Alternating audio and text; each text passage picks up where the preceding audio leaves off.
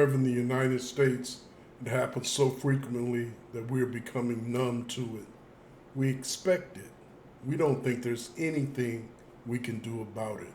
One of the reasons why we don't think we can do anything about it is that in the United States, we have this huge lobby called the National Rifle Association that is determined to fight for the rights of gun owners as enshrined in our Constitution, the right to bear arms. Does anyone think that if the founders had foreseen that there would be so many weapons, assault weapons, rocket launchers, machine guns, grenades, on, if they could have seen in the future, do you think that they might have curtailed this right to bear arms so as to give the individual a right to bear arms, but provide society an opportunity to be protected from a menace? Since it is written so broadly in our Constitution, or at least it's interpreted, the gun nuts that embrace it so vociferously, we don't have a realistic way out. I have actually experienced gun control. Imagine that. You may ask where I experienced gun control. I experienced gun control while I was in the United States Marine Corps.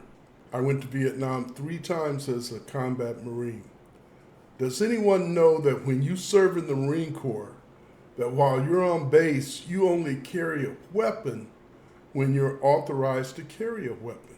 Did you know that you don't have everyone on base carrying loaded pistols or rifles? Yeah, there's no carry in the Marine Corps. Doesn't happen. What happens is that they are placed in gun racks. I'm talking about your rifles and your pistols. You have to go through in order to get them from the gun rack, you have to go through the proper channels. A United States Marine is trained how to shoot a rifle and other weapons with the highest proficiency in the world. Marines have gun safety drilled into them every day. You know what? Even with that, shooting themselves or somebody else accidentally. Imagine that. It happens very rarely, but it does illustrate that a body of highly trained professionals who have limited access to their firearms and a great education in firearm training, they still have accidents. Is it any wonder then that we have the violence that we have in the United States, the massacres, the drive-bys? I have lived outside the United States for 27 years in Europe, Mexico, Thailand, and now here in Panama City, Panama. One time my brother asked me, he said, with all of the places you've gone, you must have seen some crazy people. I said, yes, I have. And he questioned me as to where I've seen the craziest ones. I replied that the United States, without doubt, which surprised him at the time. Really, I have never seen another wealthy country with so much homelessness. Never seen a place where people just get lost. When you're in the United States and you slip a little bit, it seems that society, your family, and whoever else, they put distance between you because they can sniff the loser. And in the United States, they can't bear a loser. I may be imagining this. I don't know. I sense it though. And I imagine it is so, and why so many people become alienated and resentful and angry. Because in our society, the stress is on standing out and not fitting in. We have this American drive to be the best, the richest, the most handsome, most beautiful, most admired, most successful, etc., on and on. If you don't keep up in the United States, you get left behind, and there is no one to help you, not even your family in too many cases. To keep this short, I will give my prescriptions for gun control.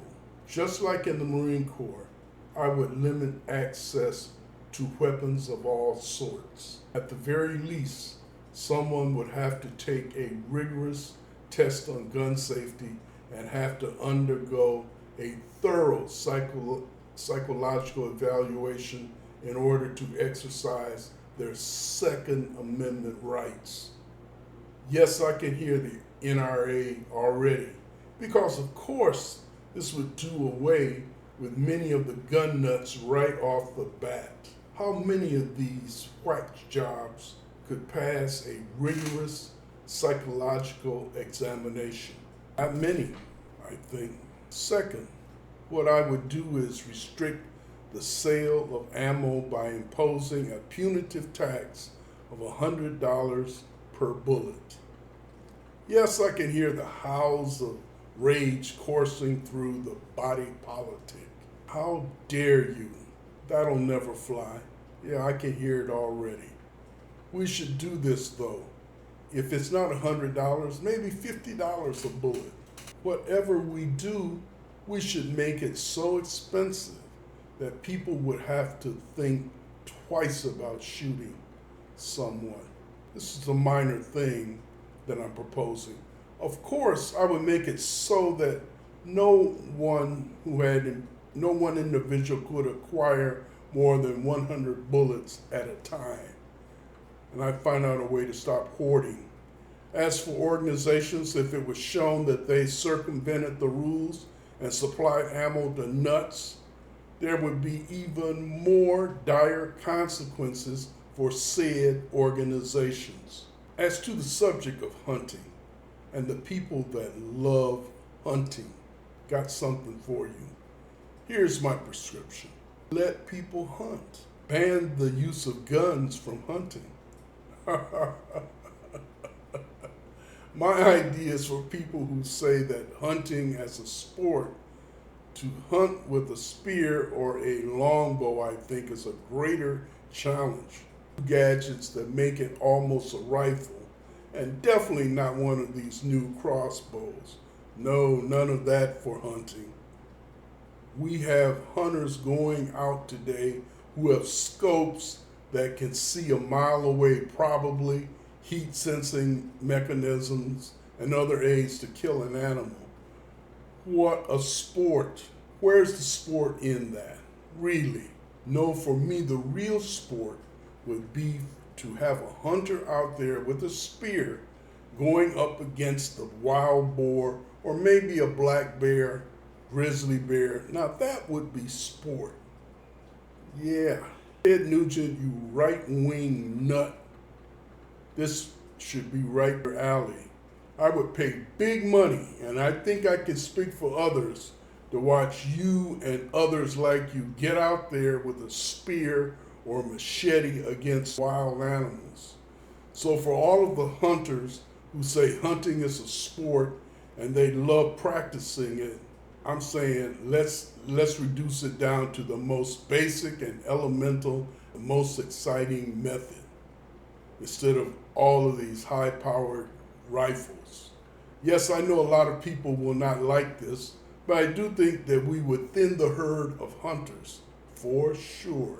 Needless to say, there would be a lot fewer people talking about being hunting enthusiasts. There may be a little laughter and humor in my proposals, but gun violence is deadly serious in the U.S., and we really have to get serious about it. As I have noted, the military practices gun safety and gun control, and what is good for the military should probably be good for our society.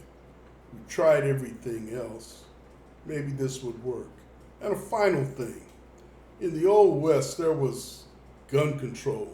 The old-time peace officers in a town where there was a lot of drinking and violence prohibited cowboys from wearing their pistols in town while they were getting drunk.